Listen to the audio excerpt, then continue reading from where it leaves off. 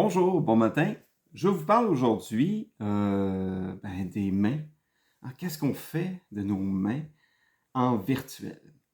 Vous savez, on se rappelle, la communication passe énormément par votre corps et quand même, c'est la même chose en virtuel.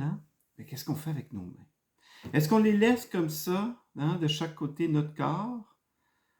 Vous pouvez, mais pourquoi pas en profiter de vos mains? Les mains en virtuel et même en présentiel, mais en virtuel, elles sont très utiles.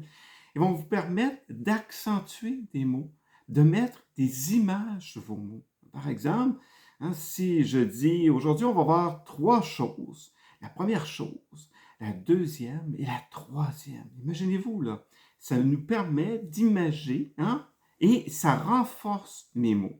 Si je vous parle qu'aujourd'hui, on va parler d'un grand projet, ou plutôt aujourd'hui, on va parler de petits défis. J'ai un petit défi que je veux vous proposer. Utilisez vos mains, comme ça.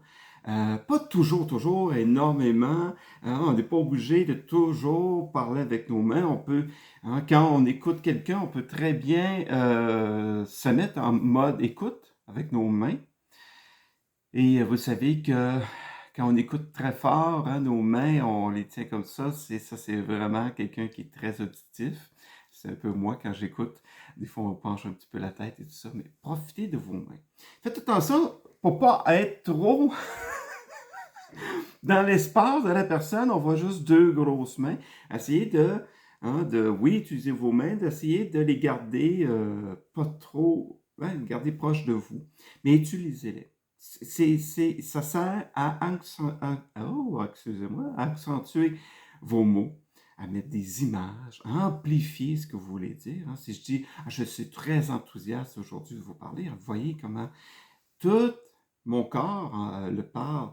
Je parle avec mon corps, je parle avec mes mains, donc profitez-en, surtout en virtuel.